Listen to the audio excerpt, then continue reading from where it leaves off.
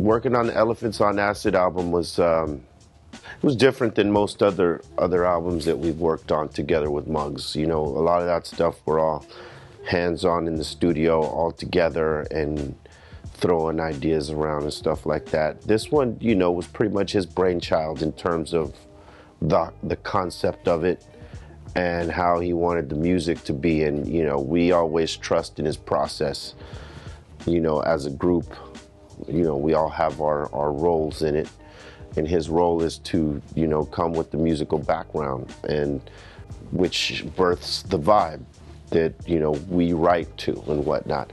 And we thought, man, he had some pretty, you know, genius shit going on there in terms of the ideas and the style in which he brought, you know, musically, because it's different than anything out there right now. There's nothing like what he brought out there. Is it amongst the popular music?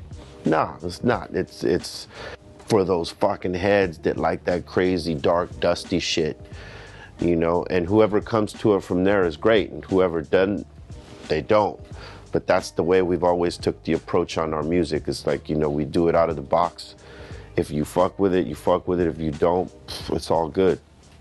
You know, for not working, you know, not doing stuff with Muggs for like 8 to 10 years, I think it was. I mean, it felt good to get an official Cypress album, you know, out there with him involved, like actually spearheading the production as he always had.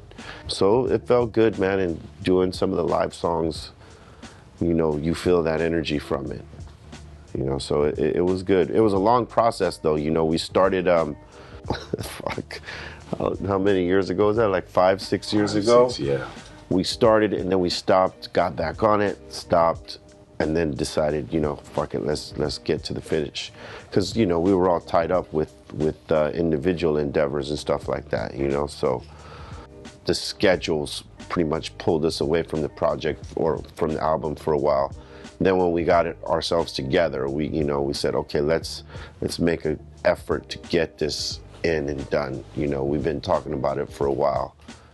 You know, it's time to do it. So, you know, it took a minute, but in the end, it was worth the wait for us because, you know, it's just so different. To be elephants on acid is, you know, we are those elephants in the room, and we occupy that whole damn room. And the acid, you know, is this music that we give you to feel good on. That's how I perceive what Elephants on Acid is to me. I talked to some people, and people have their own opinions on what that title means. But to me, you know, we are those elephants, and, you know, we demand that attention. Muggs, he likes to try to make shit cinematic and with a vibe, you know what I mean? So that you feel it, you know, like he often explained it, like, I want it to feel like you're on acid tripping, but you're not. You know what I mean? You're listening to it and you get that vibe that you're tripping, but it's very suggestive, you know, and he likes his shit mysterious like that, you know, and it's a little bit dramatic too. You know, it's one of the most out of the box pieces of work I ever heard him do, you know, and that's consistent with who DJ Muggs is though. Like, he'll do some shit that no one's even, you know, fucking tapped into yet. And, you know, he's always ahead of the curve in that sense. I think, you know, in the next few years, you'll hear more albums like Dark and Dusted like that. You know, right now a lot of shit is polished and, you know, you hear a lot of that shit on the radio and it's great. I like some of it, not necessarily all of it. Not necessarily in the mainstream or the pop culture will you hear this, but I think you'll hear more albums that are dark and dynamic like this particular thing is. Because, I mean, you know, he influences a lot of producers. They may not admit it, but he does. And, you know, once he unleashes a sound, there's always somebody trying to replicate it or do a version of it. So I think you'll hear that. Who knows where he goes next? For me, it was just great to just have the collective all back, you know, together and making music.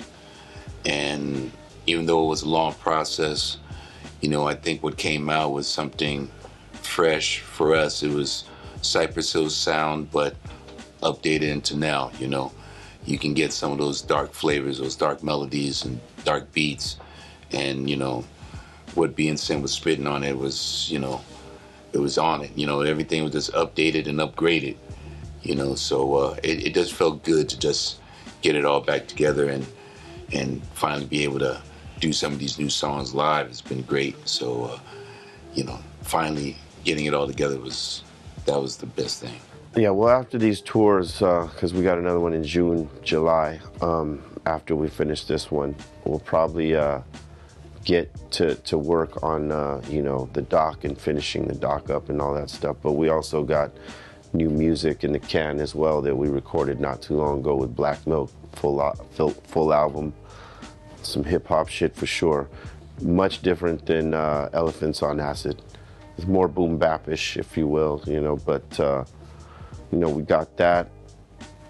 And, you know, just still having fun doing the shit, you know, doing shows and creating more music and, you know, trying to create different avenues of branching out with Cypress Hill and what it is we do, you know.